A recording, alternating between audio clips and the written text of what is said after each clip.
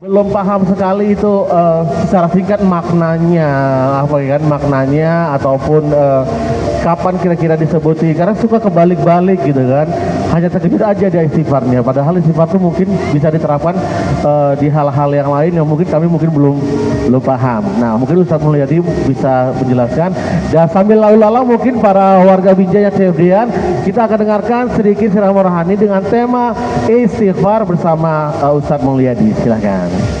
Assalamualaikum warahmatullahi wabarakatuh. Waalaikumsalam. Alhamdulillah, hamdan wa syukranillah, salatan wa salaman ala rasulillah Sayyidina Muhammadin wa ala alihi wa man walah, amma ba'du. Qala Allah Ta'ala fil Qur'anil Azim, Bismillahirrahmanirrahim, wa qultu astaghfiru rabbakum innahu kana ghaffara. Bersyukur kita hadirin kepada Allah Subhanahu wa taala, serta kita bersolawat kepada Nabi sallallahu alaihi wasallam. Pada pagi Ahad yang berbahagia ini, Allah masih memberikan kita nikmat sehat dan nikmat sempat. Sehat itulah untuk kita bisa mempersiapkan diri kita di hadapan Allah. Banyak yang beraktivitas di minggu pagi ini, berolahraga. Kemudian juga sambil berolahraga tuh kalau bisa kita sambil berzikir kepada Allah dengan istighfar tadi itu, Bang. Nah, kadang-kadang begini, Bang, ya. Orang menyingkapin satu dosa itu kadang sepele aja gitu. Padahal dosa itu kalau dia sudah ibaratkan suatu titik hitam yang sudah melekat di hati, kalau dia sudah penuh, sehingga untuk membersihkannya itu mereka agak kesulitan. Padahal ada cara atau solusi yang Allah berikan. Di antara solusi itu adalah dengan beristighfar. Iya. Karena manusia itu kan Bang nggak ada yang luput daripada dosa ya kan? Iya, tempatnya dosa lagi ya Ustaz ya. Iya benar, lupa juga. Iya. Kalau noda hitam itu diibaratkan seperti karat, Bang. Ya, karat yang melekat. Maka kalau udah karatnya itu sudah pekat, sudah ya nggak tertanggulangi lagi gitu kan. Mungkin cara pembersihannya tuh gimana? Kalau karet mungkin bisalah di apa namanya tuh, kalau dengan di cairan apa? Kalau di benda gitu ya. Di cleaner lah misalnya. Kalau misalnya di hati itu mungkin dengan Allah katakan, Allah bahkan yang menganjurkan, diperintahkan kita untuk beristighfar. Dalam Quran surah Nuh, surah ke-71, Allah katakan, faqultu astaghfiru rabbakum innahu kana ghaffara. Mohon ampunlah kamu kepadaku, dan sesungguhnya aku Maha Pengampun. Ternyata keutamaan beristighfar ini itu banyak sekali manfaatnya. Yang pertama, Allah katakan di situ ada 6 manfaat yang Allah berikan daripada istighfar itu. Yursilis sama alaikum midroro, di ayat yang sama, yakni kalau kita rajin-rajin beristighfar ternyata Allah turunkan hujan. Ya, kita ini udah kadang-kadang kapasitas hujannya udah melebihi ya, Bang ya.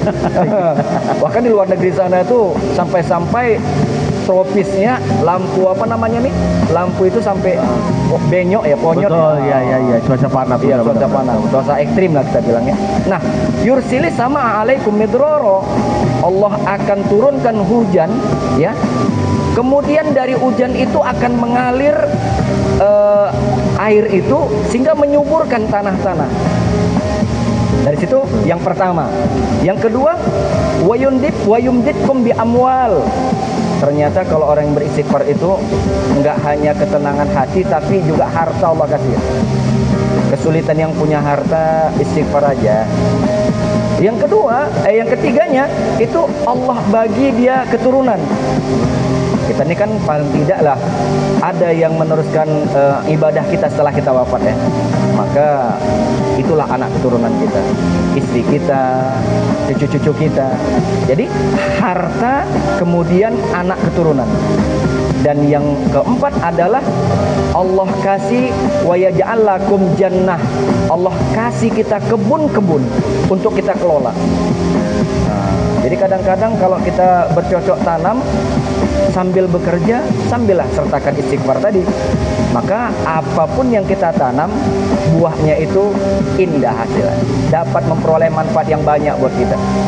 Dan yang terakhir adalah wa yaj'al lakum anhara.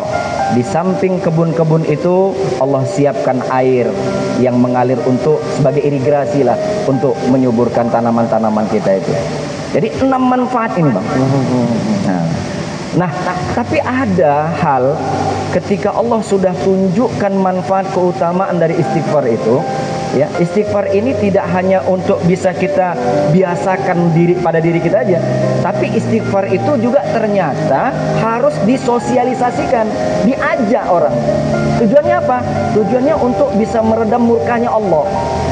Nah, kadang-kadang gini, wa makana Allahu mu'adzibahum wa anta fihim, kata Allah. Itu di Quran, kata Allah, Allah itu tidak akan menurunkan azab kepadamu Muhammad selama engkau masih berada di tengah-tengah umatmu. Nah, sekarang kan Nabi Muhammad udah gak ada nih. Nah, maka ayat yang selanjutnya, wa makana Allahu mu'adzibahum wa hum yastaghfirun. Dikasih Allah solusi yang kedua. Ketika Nabi Muhammad nggak bersama kita lagi, tapi kan ajarannya masih hidup ya. Nah, inilah Allah kasih solusi. Maka Allah tidak akan menurunkan azab kepada umatmu Muhammad selagi masih ada yang beristighfar di antara umat-umatmu itu kepadanya. Tapi malas ya Bang orang beristighfar ya Bang. Nah itu yang mau saya tanyakan Ustaz. Membiasakan lisan kita ini. Bahkan banyak yang orang itu daripada istighfar lebih senang ngomong astaga, iya kan? Astaga naga atau apa. Padahal itu nggak ada faedahnya. Nah, membiasakan diri lidah kita ini Ustaz untuk beristighfar. Itu kan satu istighfar itu aja manfaat itu banyak banget dengan dasar yang seperti Ustaz bilang tadi. Padahal masih banyak lagi zikir-zikrullah yang bisa seadanya kita terapkan ini. Tadi kan ini caranya untuk kita membiasakan lisan kita ini gimana? Ya, oke. Satu, kita menanamkan dalam diri kita bahwasanya istighfar itu kan bisa menghapuskan semua kesalahan-kesalahan yang pernah kita lakukan. Nah, untuk membiasakannya itu mulai dari diri sendiri dulu sebelum kita mengajak orang. Mulai dari hal yang terkecil. Apa contohnya misalnya? Ketika kita mau rebahan, kadang-kadang kan kita nggak tahu ajal itu kapan datangnya kan gitu kan. Belum sempat minta ampun, langsung rebahan. Di saat itu juga malaikat maut menjemput kita. Allah murka kepada kita kan gitu kan. Nah, di saat kita mengerjakan sesuatu yang tadinya sesuatu itu akan mendatangkan mudarat buat kita, ternyata dengan kita beristighfar, hilang mudarat itu. Jadi hal-hal yang kecil aja. Kita mau keluar dari rumah, kita mau masak, kita mau menyapu, kita mau apapun aktivitas itu. Jadikan itu rutinitas kita untuk membuat hati kita tenang. Terus Ustaz, kita balik lagi ke basicnya Ustaz.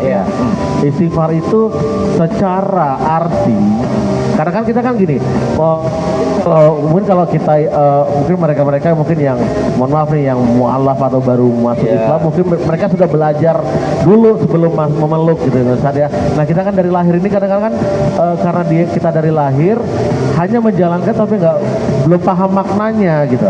Nah, arti dari istighfar, kata istighfar itu apa dan makna yang bisa membuat kita itu terketuk untuk kayaknya harus diinikan gitu. Karena butuh menjalankan ibadah itu harus dengan maknanya juga. Jadi dia khusyuk ataupun paling tidak dia serius mengatakan, bukan hanya sekedar astagfirullahaladzim yang dia hanya bercanda atau apa gimana gitu. Istighfar itu dari bahasa Arab, Pak. Jadi ghafara itu memohonkan ampun kepada Sang Khalik. Jadi kita ini punya Tuhan, yang Tuhan itu lebih tahu tentang kita karena dia yang menciptakan al-insan ya kan. Jadi kalau kita diciptakan Allah, berarti sekecil apapun dosa-dosa yang kita buat itu Allah jauh lebih tahu. Ada dosa yang kita tunjukkan terang-terangan, ada dosa yang memang betul kita sembunyi-sembunyikan, tapi jauh lebih besar itu dosa yang tersirat dan tersurat yang Allah lebih tahu yang kita kerjakan. Nah, jadi istighfar itu maknanya adalah memohonkan ampun segala sesuatu yang pernah kita lakukan, baik yang kecil ataupun yang besar. Nah, cuma ada 4 hal yang membuat kita ini malas daripada mohon ampun kepada Allah. Nah, apa 4 hal itu? Kita sampaikan di sini. 4 hal yang membuat kita itu malas sekali beristighfar. Yang pertama, kita itu lupa diri. Lupa diri bahwasanya kita itu diciptakan dari setetes sperma, setetes mani. Lupa diri bahwasanya kita itu diciptakan untuk beribadah kepada Allah. Tujuan Allah menciptakan kita itu untuk selalu ingat kepada Dia. Maka dengan sedikit aja kita lupa kepada Allah, itu dosa juga, Bang. Iya benar. Iya. Benar. Apalagi ditambah dengan kita mengerjakan hal-hal yang tidak disukai Allah. Jadi itulah dia, lupa diri yang pertama. Yang kedua, malasnya orang beristighfar itu lupa dosa. Lupa diri, lupa dosa. Ya, dosa ini ada yang terang-terangan, ada yang kita sembunyi-sembunyikan, dan ada dosa yang memang betul-betul nggak kita paparkan pun Allah lebih tahu. Nah, ini yang paling parah itu. Oke. Ya, lupa Benar, dosa sehingga dia merasa aku dosa itu kan nggak penting kan, nanti kan aku bisa bertobat gitu. Iya. Masalahnya saatnya kapan tobat itu ada, karena mayyahdillahu fala mudhillalah wa mayyudlilhu fala hadiyalah. Ya, kalau Allah kasih hidayah itu kepada siapapun itu haknya Allah. Tapi kalau udah Allah cabut hidayah itu, nggak Allah beri dia hidayah, aduh, ini orang-orang yang nggak mendapatkan hidayah. Kayak orang marah tapi dia nggak negur lagi, dicuekin aja, iya, gitu ya kan? dia. Iya kan? Mau gimana terserah kamu. Gitu Iya. ya kan? Dan yang ketiga, Bang, itu lupa aib. Iya. Orang malah beristighfar itu kan karena dia lupa ada aib yang dia nggak ingat gitu. Aib dia. Betul. Aib dia itu adalah gini, Bang. Kita ini, Bang, kalau ditunjuk ditransparasikan oleh Allah aib kita ya. Nih nggak ada yang berani keluar nih, Bang, di tanah lapang nih, Bang. Betul lah. Iya. Begitu keluar dari pintu rumah kita itu, wah, udah nampak tuh busuknya tuh, bobroknya tuh, termasuk yang ceramah nih, Bang. Nah, kita ini masih disembunyikan, masih ditutup aib kita, sehingga kita bebas, ya. Nah, itulah kasih sayang Allah sama kita. Maka kalau kita tahu banyaknya aib kita, jangan umbar aib orang gitu loh. Oh iya. Kadang-kadang kan suka itu. Sekarang tuh lagi betul. Tren itu, tren. Iya. Menceritakan Fenomena aib orang tuh tren akhir itu. zaman memang ya. Iya. Senang menceritakan aib orang lain tapi aib Iya. sendiri lupa. Iya. Gitu ya. Padahal kalau diingat-ingat bahwa kayak Ustaz bilang tadi, Allah tuh memang nggak lagi malas saja membungkak deh. Kalau Iya. misalnya dibuka nanti malunya sampai akhirat. Bukan gitu kan. malas, kasih sayang Allah ya kan. Iya. Nah, Masalahnya gajah di pelupuk mata tidak kelihatan, betul, semut tapi semut di seberang lautan nampak. apa? Iya. Itulah manusia tadi ya. Yang hobinya sekarang masalah rumah tangganya pun dia buka-buka gitu ya kan. betul, hanya sekedar mencari perhatian gitu ya kan. Dan Jadi yang keempat nih, yang terakhir, yang Oke. keempat kita tutup. Kenapa orang malas beristighfar? Malas sekali orang mohon ampun kepada Allah. Karena lupa mati, Bang. Ya, ya, Dia merasa diri dia hidup Betul. 1000 tahun lagi. Kasarnya ini kalau kalau kita sebagai manusia udah pasti nggak mati, boleh nggak istighfar, ya kan? Iya kan, betul ya. Udah pasti nggak udah ini pasti nggak mati nggak gitu Ya. ya? Oke. Jadi Tapi kalau- janji Allah ya, Iya, janji Allah. yang hidup pasti mati. Pasti gitu ya kan? mati, Nah, iya. Lupa. Semuanya. Jadi dengan kesimpulan pembicaraan kita pada hari ini adalah, maka di dalam Quran surah Al-Imran ayat yang 133 itu Allah katakan wasari'u ila magfiratin min rabbikum wa jannatin arduhas samawati wal ard uiddat lil muttaqin.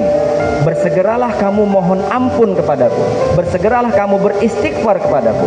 Maka apa yang dijanjikan Allah kalau kita rajin-rajin memperbanyak istighfar? Allah akan sediakan untuk kita surga yang luasnya seluas langit dan bumi. Hanya dengan rajin beristighfar. Istighfar aja. Masya Allah. Iya. Malah banyak ya, ya tiket masuk surga sebenarnya banyak ya. Banyak tingkatan. Cuma memang manusia ini memang aduh, ya manusia. Iya, lah, iya. Yo, Bang Ical, sini sebentar Bang Ical. Iya Bang Ical, sini sebentar. Oke, jadi intinya berat tidak berat, sempat tidak sempat, siang malam tetap biasakan lidah kita ini Iya, untuk beristighfar. Ya, kita istighfar dulu sama ini sama penyanyi kita Iya. Ustaz. Nah, Kita istighfar dulu ya. Paling berapa menit aja? 1 menit aja. 1 menit Ya, aja ya. ajak kita sambil berjalan mungkin mereka nanti bisa saling dengar. Iya. Yang dengar juga ikut beristighfar bareng-bareng ya. Iya, Sama bareng-bareng. kita. Silakan. Astaghfirullahaladzim. Iya, boleh. Ya, kita sama-sama beristighfar. Sama-sama serentak kita ya. Ayo semuanya. 1, 2, 3. Astaghfirullah Rabbal baraya. Astaghfirullah minal khotoya. Lagi. Astaghfirullah Rabbal baraya. Astaghfirullah minal khotoya. Oke, minimal sudah istighfar, alhamdulillah kan. Sambil jalan sambil dengar. Yang dengar juga insya Allah juga dapat pahala. Yang ikut mengucapkan juga Iya. dapat pahala. Dapat Oke, pahala besar. terima kasih Cak. Iya, terima kasih kembali. Oke, warga kalian ini tadi ceramah rohani kita secara singkat bersama Ustadz Mulyadi. Sebenarnya panjang nih, Ustadz. Aku kalau kajian-kajian kayak gini nih senang gitu ya. Bang Koko tapi nggak pernah ngasih jawab aku tuh pada moderator kayak gini dia nih. Ya aku senang. Yuk Bang Roy kita acara ini yuk Bang Roy buat kajian yuk Bang Roy gitu kan. Abang jadi MC-nya oke. Aku senang tanya juga. Itu nambah ilmu saya juga kan Ustadz. Iya. Oke, terima kasih Ustadz Mulyadi. Ya atas ceramah rohaninya. Nanti kalau nanti pengen dengar lagi isi ceramah singkatnya, boleh lihat di akun Instagram Sahabat Hijrah _ID ya. Oke, Ustadz Mulyadi sehat selalu, makasih banyak. Amin. Dan alhamdulillah nambah ilmu sedikit. Nggak sedikit banyak lah itu. Ya sedikit kalau diterapkan mudah-mudahan jadi berkah ya. Oke, balik lagi bersama kami. Saya satu Ustadz. Ya, sampai ketemu di lain kesempatan. Oke. Bang Gugun. Iya.